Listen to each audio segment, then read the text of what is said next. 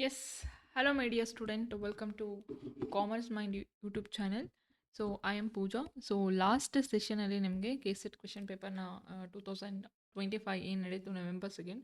So ಅದರ question ಪೇಪರ್ನ detail ಆಗಿ ಅನಾಲಿಸಿಸ್ ಮಾಡ್ತಾ ಹೋಗ್ತಾ ಇದ್ದೆ commerce. Okay, so up to 1ಇಂದ 80ವರೆಗೂ ಕ್ವೆಶನ್ಸನ್ನು ನಾವು ಡೀಟೇಲ್ ಆಗಿ ಎಕ್ಸ್ಪ್ಲನೇಷನ್ಸನ್ನು ಮಾಡಿದ್ದೀನಿ. ಸೊ ಅದನ್ನು ವಿಡಿಯೋ ನಿಮಗೆ ಪ್ಲೇ ಲಿಸ್ಟಲ್ಲಿ ಸಿಗುತ್ತೆ, ಸೊ ನೋಡಿ. ಆ್ಯಂಡ್ ಟೆಲಿಗ್ರಾಮ್ ಲಿಂಕ್ ಕೂಡ ಇದೆ, ಸೊ ಜಾಯ್ನ್ ಆದರೆ ನಿಮಗೆ ಇದು PDF ಮೆಟೀರಿಯಲ್ಸ್ ಎಲ್ಲ ನೋಟ್ಸ್ ಎಲ್ಲ ಅವೈಲೇಬಲ್ ಇರುತ್ತೆ. ಓಕೆ, ಸೊ ಎಸ್ ಕಂಟಿನ್ಯೂ ಮಾಡ್ತಾ ಹೋಗೋಣ. ಸೊ ನೆಕ್ಸ್ಟ್ ನಿಮಗೆ 81st ಕ್ವೆಶನ್ಸ್ ಏನು ಕೇಳ್ತಾ ಇದ್ದಾರೆ ಅಂತಂದರೆ, yes consider the following statement. So assertion ಮತ್ತು ರೀಸನ್ಸನ್ನು ಕೊಟ್ಟಿದ್ದಾರೆ, ಕಾರಣ ಮತ್ತು ಹೇಳಿಕೆಯನ್ನು ಕೊಟ್ಟಿದ್ದಾರೆ, ಹೇಳಿಕೆ ಮತ್ತು ಕಾರಣನ. ಸೊ ಅಸೆಷನ್ ಅಂತ ಬಂದಾಗ, so RBI is interested with the management of the public debt and issue of new loans and treasury bills on behalf of the central and the state governments ಅಂತ ಹೇಳ್ತಾ ಇದ್ದಾರೆ. ಕ್ಲಿಯರ್? ಸೊ ಅದು ಅಸೆಷನ್.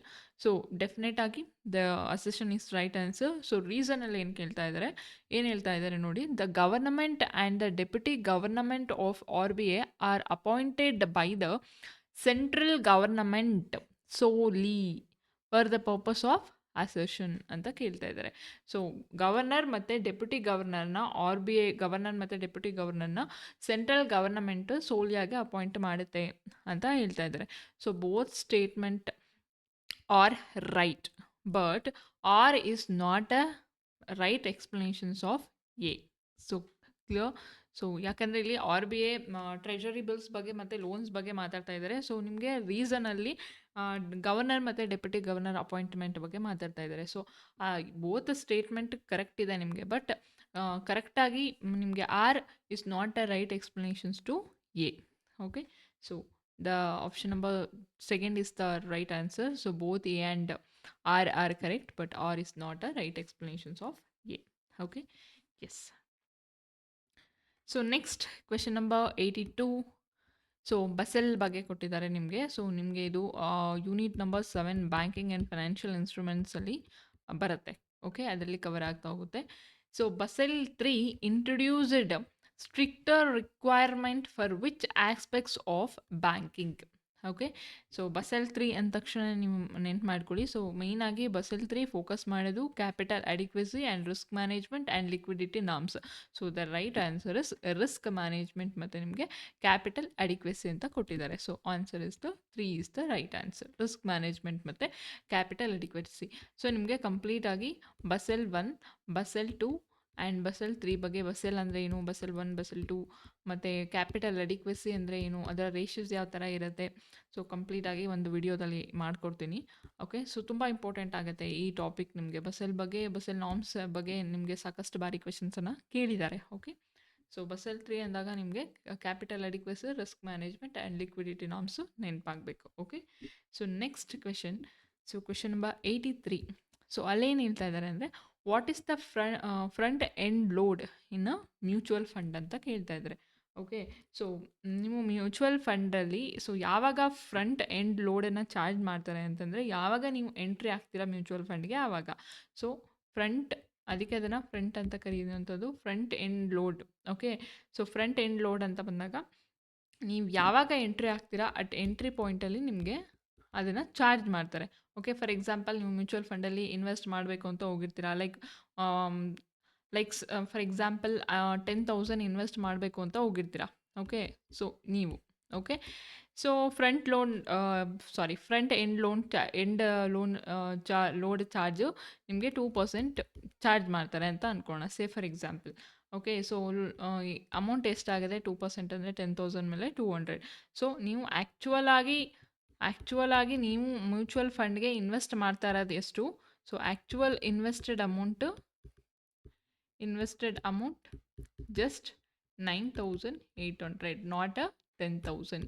Okay, because ಅವ್ರು 200ನ್ನು front end load charges ಅಂತ at entry ಟೈಮಲ್ಲೇ ನಿಮಗೆ ಅವರು ಚಾರ್ಜಸನ್ನು ತೊಗೊಂಡಿದ್ದಾರೆ. So that is what front end load in a mutual fund. ಅದೇ ರೀತಿ ನಿಮಗೆ ಎಕ್ಸಿಟ್ ಲೋಡ್ ಅಂತ ಕೂಡ ಬರುತ್ತೆ. ಓಕೆ. ಸೊ ಎಕ್ಸಿಟ್ ಲೋಡಲ್ಲಿ ಏನು ಹೇಳ್ತಾರೆ ಅಂದರೆ, ಯಾವ ಟೈಮಲ್ಲಿ ಎಕ್ಸಿಟ್ ಲೋಡ್ ಅಂದರೆ ಹೆಸರೇ ಹೇಳ್ತಿದ್ದಂಗೆ, ಸೊ ಅಟ್ ಎಕ್ಸಿಟ್ ಪಾಯಿಂಟಲ್ಲಿ ನಿಮಗೆ ಚಾರ್ಜನ್ನು ಮಾಡ್ತಾರೆ. ಸೊ ಇವಾಗ ಇದು ಯಾವ ಥರ ಫ್ರಂಟ್ ಎಂಡ್ ಲೋಡ್ ಅಂತಂದರೆ ಒಂಥರ ಎಂಟ್ರಿ ಫೀಸ್ ಥರ. ಓಕೆ. ಎಸ್, ಇಲ್ಲಿ ಬರಿತೀನಿ ನೋಡಿ. ಲೈಕ್ ಎಂಟ್ರಿ ಫೀಸ್ ಥರ ಇರುತ್ತೆ ನಿಮಗೆ ಫ್ರಂಟ್ ಎಂಡ್ ಲೋಡ್ ಅಂದರೆ. ಸೊ ಎಕ್ಸಿಟ್ ಲೋನ್ ಅಂತ ಬಂದರೆ ಯಾವ ಥರ ಬರುತ್ತೆ ಅಂದರೆ, ಅರ್ಲಿ ವಿತ್ಡ್ರಾ ಪೆನಾಲ್ಟಿ ಥರ ಬರುತ್ತೆ. ಸೊ ನೀವೇನಾದರೂ ಆ ಟೈಮ್ ಆಗೋಕ್ಕಿಂತ ಮುಂಚೆನೇ ನೀವೇನಾದರೂ ವಿತ್ಡ್ರಾ ಮಾಡ್ಕೊಂಡಿದ್ದೀರಾ ಮ್ಯೂಚುವಲ್ ಫಂಡಿಂದ ನಿಮ್ಮ ಇನ್ವೆಸ್ಟ್ಮೆಂಟ್ ಅಮೌಂಟನ್ನು ಅಂದರೆ, ಸೊ ಅದಕ್ಕೆ ಏನು ಪೆನಾಲ್ಟಿ ಹಾಕಿರ್ತಾರೆ, ಸೊ ಅದನ್ನು ಎಕ್ಸಿಟ್ ಲೋಡ್ ಟೈಮಲ್ಲಿ ನೋಡ್ಬೋದು, ಎಕ್ಸಿಟ್ ಆಗುವಂತಹ ಟೈಮಲ್ಲಿ. ಓಕೆ. ಸೊ ಅದರದ್ದು ಡಿಫರೆನ್ಸನ್ನು ನೋಡ್ಕೊಳ್ಳಿ. ಎಸ್. ಸೊ ಬರ್ತಾ ನಿಮಗೆ ಕೆ-ಸೆಟ್ ಕ್ವೆಶನ್ ಪೇಪರು ಸ್ವಲ್ಪ ಮೊದಲೆಲ್ಲ ಈಸಿ ಇರ್ತಾಯಿತ್ತು, ಓಕೆ, ಯೂನಿವರ್ಸಿಟಿ ನಡೆಸ್ತಿದ್ದಾಗ. ಬಟ್ ಇವಾಗ ಕೆ ಇ ನಡೆಸ್ತಾ ಇರೋದ್ರಿಂದ ಸ್ವಲ್ಪ ಅದು ಈಸಿ ಟು ಮಾಡ್ರೇಟ್ ಲೆವೆಲ್ಗೆ ಹೋಗ್ತಾ ಇದೆ. ಓಕೆ. ಸೊ ನೆಕ್ಸ್ಟು ಮುಂದೆ ಕಾಂಪಿಟೇಷನ್ ಜಾಸ್ತಿ ಆಗ್ತಾ ಅದು ಮಾಡ್ರೇಟ್ ಟು ಡಿಫಿಕಲ್ಟ್ ಹೋಗ್ಬೋದು. ಸೊ ಹಾಗಾಗಿ ನೀವು ಇನ್ಡೆಪ್ತ್ ಸ್ಟಡಿ ಮಾಡಬೇಕು, ತುಂಬ ನೆಸೆಸಿಟಿ ಇರುವಂಥದ್ದು. Okay. Yes. Next. So what is the front end load in mutual fund ಅಂತ ಕೇಳ್ತಾ ಇದ್ದಾರೆ. ಸೊ ನೋಡಿ, the fees charger when buying fund shares. ಯಾವಾಗ ನೀವು ಬೈ ಮಾಡ್ತೀರಾ, it means at a entry fees. Okay. So ನೀವು ಯಾವಾಗ ಎಂಟ್ರಿ ಆಗ್ತಾ ಇದ್ದೀರಾ ಮ್ಯೂಚುವಲ್ ಫಂಡ್ಗೆ, ಯಾವಾಗ ನೀವು ಪರ್ಚೇಸ್ ಮಾಡ್ತಾ ಇದ್ದೀರಾ ಶೇರ್ನ, ಸೊ ಆವಾಗ ಏನು ಫೀಸಸ್ನ ಚಾರ್ಜ್ ಮಾಡ್ತಾರೆ, ಸೊ ಅದು ಫ್ರಂಟ್ ಎಂಡ್ ಲೋಡ್. ನೀವು ಯಾವಾಗ ಅದನ್ನು ಸೇಲ್ ಮಾಡ್ತೀರಾ ಅಥವಾ ವಿತ್ಡ್ರಾ ಮಾಡ್ತಾ ಇದ್ದೀರಾ, ಸೊ ಅದಕ್ಕೆ ಆಗ್ತಾರಲ್ಲ penalty, so that is what end exit. Okay. It's not annual management fees, it's not the fees for early redemptions. Clear? Yes. I hope ನಿಮ್ಗೆ ಅರ್ಥ ಆಯಿತು ಅಂತ ಅನ್ಕೊತೀನಿ. Yes. Next question number 84. So again assertion ಮತ್ತು reasons ಕೊಟ್ಟಿದ್ದಾರೆ ನಿಮಗೆ. The main objectives of regional rural banks RRB are the development of rural economy. Okay. So RRB ಬಗ್ಗೆ ಕೇಳ್ತಿದ್ದಾರೆ. ಸೊ ಅದರ main development of rural economy by offering credit facilities to agriculture and allied activities in India. So ನೀವು RRB ಬಗ್ಗೆ ನಿಮಗೆ ಕಂಪ್ಲೀಟಾಗಿ informations ಗೊತ್ತಿದ್ರೆ ನೀವು ಇದಕ್ಕೆ ಆನ್ಸರ್ ಆರಾಮಾಗಿ ಮಾಡ್ಬೋದು. This is easy questions. Okay. So assertion is the right answer. So next question ನೋಡಿ, ರೀಸನ್ಸಲ್ಲಿ regional rural banks help to alleviate poverty and employment generation for a rural youth ಅಂತ ಕೊಟ್ಟಿದ್ದಾರೆ. That is also right answer. So the both statement are correct. Assertion ಮತ್ತು reasons ಎರಡು ಕೂಡ correct ಆಗಿದೆ. Assertion is the correct and reason also correct. ಇದು ರೀಸನ್ಸಲ್ಲಿ ಏನು ಹೇಳ್ತಾ ಇದ್ದಾರೆ, they help reduce ಪ್ರಾವರ್ಟಿ and generate employment. Okay. So both are true. So next question number 85. So ಅಲ್ಲೇನು ಕೇಳ್ತಾ ಇದ್ದಾರೆ ನಿಮಗೆ, ಮ್ಯಾಚ್ ದ ಫಾಲೋವಿಂಗ್ ಕೇಳ್ತಾ ಇದ್ದಾರೆ. ಸೊ ನೀವು ಲಿಸ್ಟ್ 1 ಲಿಸ್ಟ್ 2 ಜೊತೆ ಮ್ಯಾಚನ್ನು ಮಾಡಬೇಕು. ಓಕೆ. IFCA ಬಗ್ಗೆ ಕೊಟ್ಟಿದ್ದಾರೆ, SIDBI ಬಗ್ಗೆ ಕೊಟ್ಟಿದ್ದಾರೆ, IDBI ಕೊಟ್ಟಿದ್ದಾರೆ, ನಬಾರ್ಡ್ ಬಗ್ಗೆ ಕೊಟ್ಟಿದ್ದಾರೆ. ಸೊ ನೀವು ಬ್ಯಾಂಕಿಂಗ್ ಆ್ಯಂಡ್ ಫೈನಾನ್ಷಿಯಲ್ ಇನ್ಸ್ಟ್ರೂಮೆಂಟ್ಸಲ್ಲೇ ಬರುವಂಥದ್ದು. ಇದು ಕೂಡ ನಿಮಗೆ ಕೆಲವೊಂದು ಫೈನಾನ್ಷಿಯಲ್ ಇನ್ಸ್ಟಿಟ್ಯೂಷನ್ಸ್ ಅಂತ ಕೊಟ್ಟಿದ್ದಾರೆ ನಿಮಗೆ ಸಿಲೆಬಸ್ಸಲ್ಲಿ. ಓಕೆ. ಸೊ ಕಂಪ್ಲೀಟಾಗಿ ನೀವು ಸಿಲೆಬಸ್ಸನ್ನು ಅಬ್ಸರ್ವ್ ಮಾಡಿದರೆ, ಸೊ ಅದನ್ನು ಅರ್ಥ ಮಾಡ್ಕೊಂಡಿದ್ರೆ, ಅನಾಲಿಸಿಸ್ ಮಾಡ್ಕೊಂಡಿದ್ರೆ, ಸೊ ಫೈನಾನ್ಷಿಯಲ್ ಇನ್ಸ್ಟಿಟ್ಯೂಷನ್ಸ್ ಅಂತ ಕೊಟ್ಟಿದ್ದಾರೆ. ಸೊ ಅಲ್ಲಿ ಬರುವಂಥ ಎಲ್ಲ ಫೈನಾನ್ಷಿಯಲ್ ಇನ್ಸ್ಟಿಟ್ಯೂಷನ್ಸ್ ಅಟ್ಲೀಸ್ಟ್ ನೀವು ಅದನ್ನು ಇನ್ಡೆಪ್ತಾಗಿ ಓದೋಕ್ಕಾಗಿಲ್ಲ ಅಂತಂದ್ರೂ, ಸೊ ಅದು ಓದಲೇಬೇಕು, ಅದು ನೆಸೆಸಿಟಿ ಇದೆ ಈಗಿನ ಕಾಂಪಿಟೇಷನ್ಸ್. ಬಟ್ ಇನ್ ಕೇಸ್ ನಿಮ್ಗೆ ಓದಿಲ್ಲ ಅಥವಾ ಅದನ್ನು ಮತ್ತೆ ರಿವಿಷನ್ಸ್ ಮಾಡ್ಕೊಳಕ್ಕಾಗಲಿಲ್ಲ ಅಂದರೆ, ಅಟ್ಲೀಸ್ಟ್ ಎಕ್ಸಾಮ್ಗೆ ಹೋಗೋಕ್ಕಿಂತ ಮುಂಚೆ ನೀವು ಅಟ್ಲೀಸ್ಟ್ ಇಯರ್ಗಳಾದರೂ ಅದು ಯಾವಾಗ ಎಸ್ಟಾಬ್ಲಿಷ್ ಆಗಿದೆ, ಅದರ ಮೇನ್ ಮೋಟಿವ್ ಅಥವಾ ಆಬ್ಜೆಕ್ಟಿವ್ಸ್ ಏನು ಅಂತ ನೋಡ್ಕೊಂಡೋದ್ರು, that is enough. Okay. Yes. So yes, ನಿಮಗೆ ನಬಾರ್ಡ್ ಒಂದು ಗೊತ್ತಿದ್ದರೆ ಆಲ್ಮೋಸ್ಟ್ ಸ್ವಲ್ಪ ಎಲಿಮಿನೇಟ್ ಮಾಡ್ಬೋದು. ಓಕೆ. ಸೊ ಡೆಫಿನೆಟಾಗಿ ನಿಮಗೆ ನಬಾರ್ಡ್ ಗೊತ್ತಿರುತ್ತೆ ಅಂತ ಅನ್ಕೊತೀನಿ. ಸೊ ನಬಾರ್ಡ್ ಬಂದಿದ್ದು in the year of 1982. Okay. So IFCA ಬಂದಿದ್ದು 1948. So SIDBI, so obviously SIDBI ಎಲ್ಲರಿಗೂ ಗೊತ್ತಿರುತ್ತೆ. Yes, in the year of 1990. IDBA ಬಂದಿದ್ದು, so industrial development bank of India, so in the year of 1964. So ಅದರ main goal ಏನೋ ಅಥವಾ main objectives ಏನೋ ಅದು ಯಾವಾಗ ಬಂತು, ಸೊ ಇಷ್ಟು ನೀವು ಅಟ್ಲೀಸ್ಟ್ ಎಷ್ಟು ಲೈನ್ ಆಗುತ್ತೆ, ಸೊ ಅದು ಯಾವಾಗ ಬಂತು ಅಂತ ಬರೆದು ಅದ್ರ ಒಂದು ಆಬ್ಜೆಕ್ಟಿವ್ಸ್ ಬರೆಯೋದು. ಸೊ ಮ್ಯಾಕ್ಸಿಮಮ್ 2 ಇಂದ 3 ಲೈನ್ಸ್ ಕವರ್ ಆಗುತ್ತೆ. ಸೊ ಅದನ್ನು ನೀವು ಒಂದು ಕಡೆ ಬರೆದಿಟ್ಕೊಂಡಿದ್ರೆ, ಸೊ ಎಕ್ಸಾಮ್ ಇನ್ನೊಂದು ವೀಕ್ ಇದೆ ಅಂದರೆ ಅದನ್ನು ಗ್ಲಾನ್ಸ್ ಮಾಡ್ಕೊಂಡು ನಿಮ್ಮ ಕಥೆಯೆಲ್ಲ ಬರಿಬೇಡಿ. ಸೊ ಕಥೆಯೆಲ್ಲ ಕೇಳ್ತಾರೆ, ಕೇಳಲ್ಲ ಅಂತ ಇಲ್ಲ, ಕಾಂಪಿಟೇಷನ್ ಜಾಸ್ತಿ ಆಗ್ತಿದೆ. ಅಟ್ಲೀಸ್ಟ್ ನೀವು ಕೊನೆಗೆ ನೋಡ್ಕೊಳಕ್ಕಾಗಿಲ್ಲ ಎಲ್ಲನೂ ಅಂತಂದರೆ, ಅಟ್ಲೀಸ್ಟ್ ಇದನ್ನಾದರೂ ನೋಡ್ಕೊಂಡು ಹೋದರೆ, ಸೊ ಇದರಲ್ಲಿ ಈ ಥರ ಡೈರೆಕ್ಟ್ ಕ್ವೆಶನ್ಸ್ ಬಂದರೆ ನಿಮಗೆ ಹೆಲ್ಪ್ಫುಲ್ ಆಗುತ್ತೆ. ಸೊ ಇದು ಕೆಸೆಟ್ ಅಂತಲ್ಲ, ಸೊ ನೆಟ್ಟಲ್ಲೂ ಕೂಡ ಸಾಕಷ್ಟು ಬಾರಿ ಇದೇ ಥರ ಕ್ವೆಶನ್ಸ್ಗಳು ಸಾಕಷ್ಟು ಬಾರಿ ರಿಪೀಟ್ ಆಗಿರುತ್ತೆ. ಓಕೆ, ಸೊ ಮೊದಲೆಲ್ಲ ಯಾವ ಥರ ಕೊಡ್ತಾಯಿದ್ರು 2018-19 ಟೈಮಲ್ಲಿ ಅಂದರೆ, ಸೊ ನಬಾರ್ಡ್ ಯಾವಾಗ ಎಸ್ಟಾಬ್ಲಿಷ್ ಆಯಿತು ಅಂತ ಡೈರೆಕ್ಟಾಗಿ ಕ್ವೆಶನ್ಸ್ ಕೊಡ್ತಾಯಿದ್ರು. ಇವಾಗ 4 ಫೈನಾನ್ಷಿಯಲ್ ಇನ್ಸ್ಟಿಟ್ಯೂಷನ್ಸ್ ಕೊಟ್ಟು ಮ್ಯಾಚ್ ಮಾಡಿ ಅಂತ ಇದ್ದಾರೆ. ಅಂದರೆ ನಿಮ್ಮ ಥಿಂಕಿಂಗ್ ಲೆವೆಲ್, ನಿಮ್ಮ ಓದುವಂಥ ಕಾನ್ಸೆಪ್ಚುಯಲ್ ಕ್ಲಾರಿಟಿ ಇನ್ನೂ ಎಲಾಬ್ರೇಟ್ ಆಗಬೇಕು ಅಂತ ಅರ್ಥ. Okay, so that is what question number 85. Yes, next question number 86. So ಅಲ್ಲಿ ನಿಮಗೆ ಅಗೇನ್ ಅಸೆಷನ್ ಮತ್ತು ರೀಸನ್ಸ್ ಕೊಟ್ಟಿದ್ದಾರೆ. Consider the following statement and select the correct answer. Okay, assertions ಕೊಟ್ಟಿದ್ದಾರೆ ಎ ಆ್ಯಂಡ್ ರೀಸನ್ಸ್ ಕೊಟ್ಟಿದ್ದಾರೆ ಆರ್. ಸೊ ಅಸೆಷನ್ನಲ್ಲಿ the future will see mostly the electronic money clearance through satellite networking ಅಂತ ಕೊಟ್ಟಿದ್ದಾರೆ.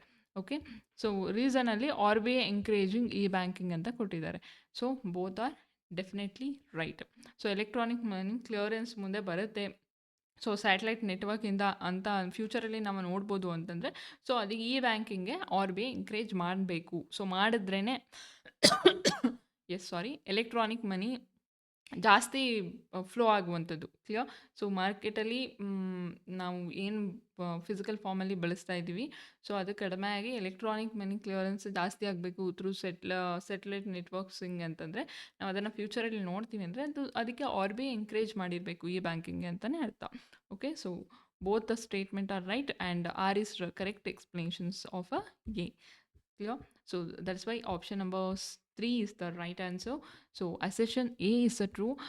Future banking will be electronic and reasons is RBI promotes e-banking. That's why R is correct explanations of A.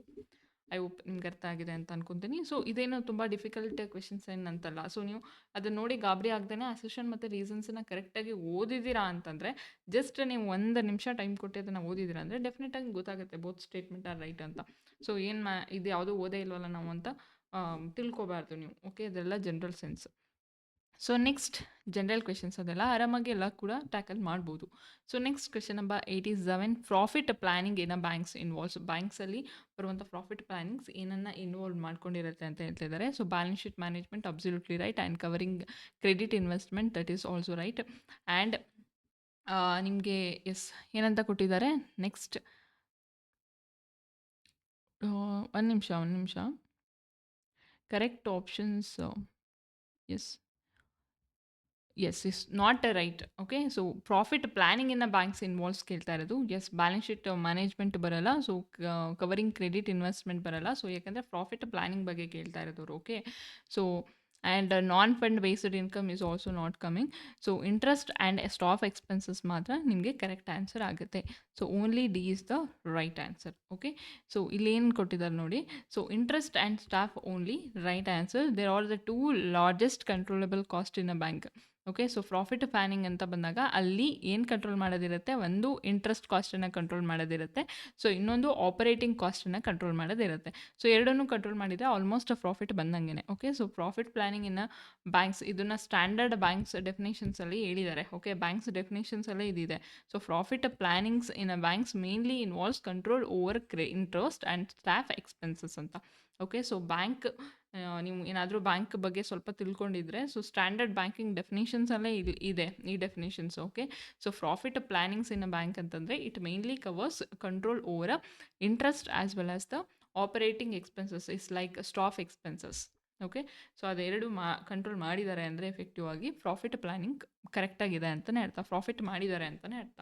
Okay, so balance sheet management ಅಂದರೆ it's only falls under the ಅಸೆಸ್ liability management. ಅಸೆಸ್ ಬರುತ್ತೆ, so liabilities ಬರುತ್ತೆ, ಅದನ್ನು ಯಾವ ಥರ manage ಮಾಡ್ತಾರೆ ಅನ್ನೋದು ಬ್ಯಾಲೆನ್ಸ್ ಶೀಟ್ ಮ್ಯಾನೇಜ್ಮೆಂಟ್ ಬರುತ್ತೆ.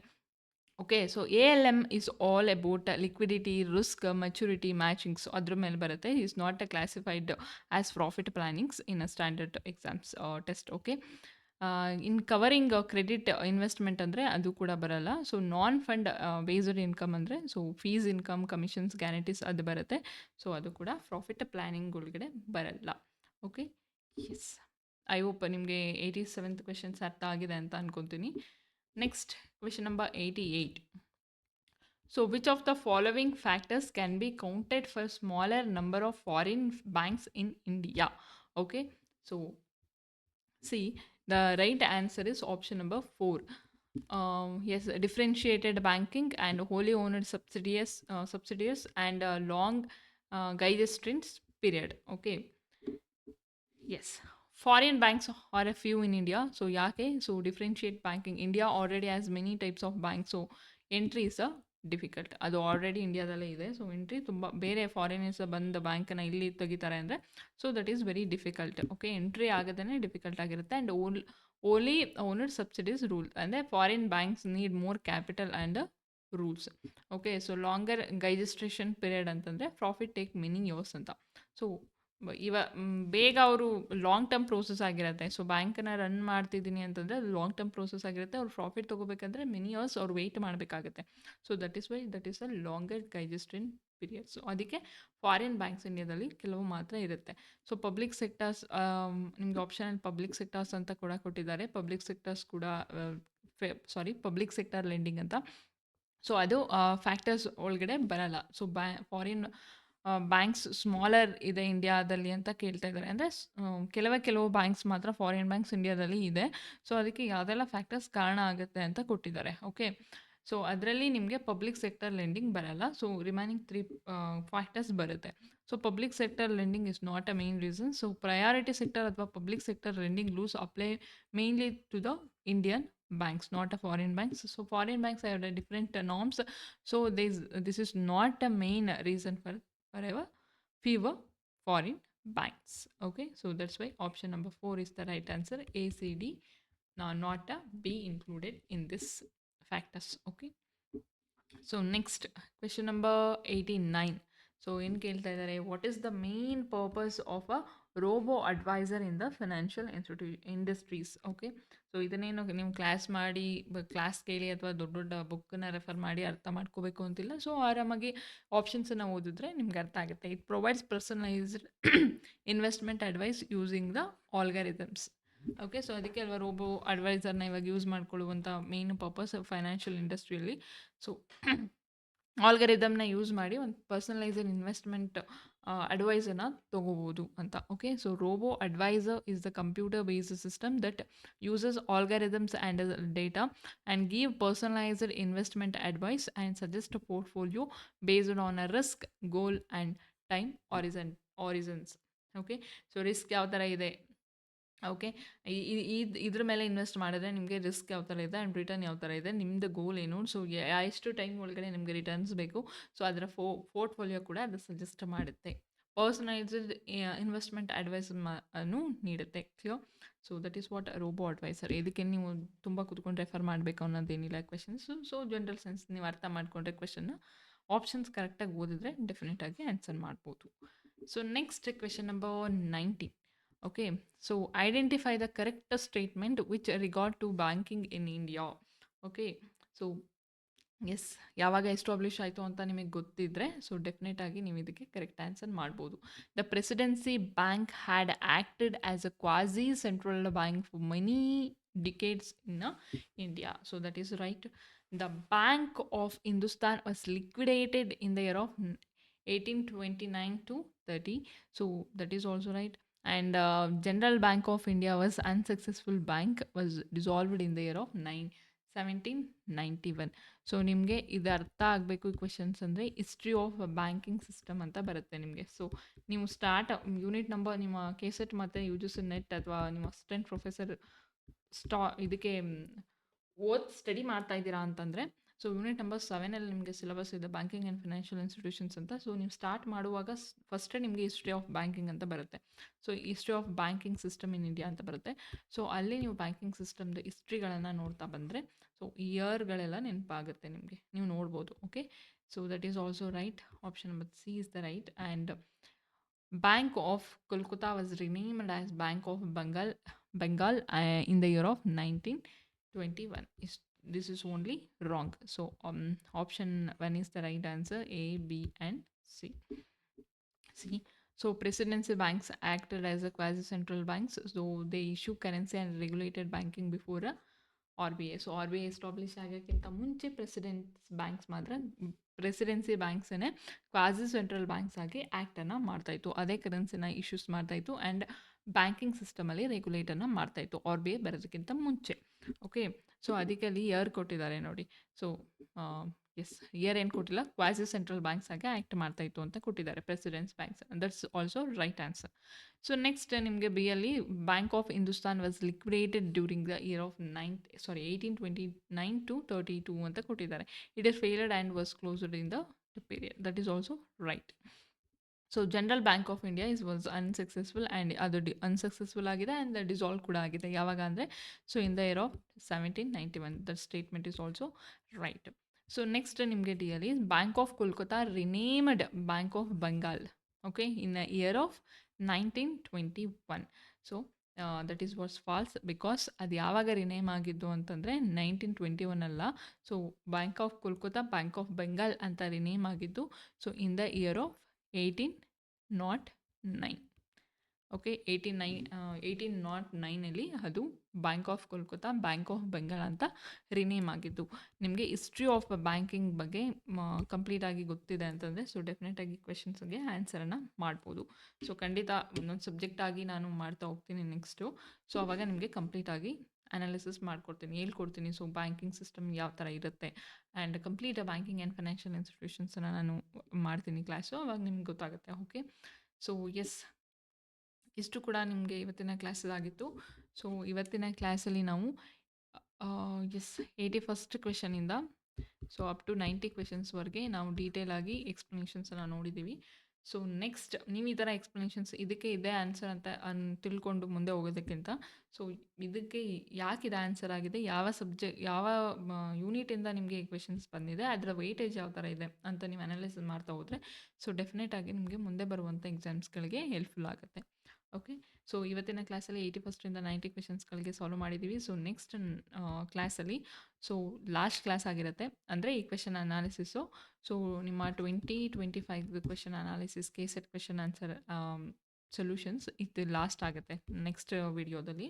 ಸೊ ಅದಾದಮೇಲೆ ಕಾನ್ಸೆಪ್ಚುವಲ್ ಹೋಗೋಣ, ಸೊ ಇಂಪಾರ್ಟೆಂಟ್ ಯಾವುದಿದೆ ಅಂತ. ಸೊ ಅದಾದಮೇಲೆ ಸೊ ಯಾವುದಾದ್ರೂ ಒಂದು ಯೂನಿಟ್ ತೊಗೊಂಡು ಅದನ್ನು ಕಂಪ್ಲೀಟಾಗಿ ಡಿಸ್ಕಷನ್ಸ್ ಮಾಡ್ತಾ ಹೋಗೋಣ. So thank you so much and I meet you in the next class. So bye bye, take care.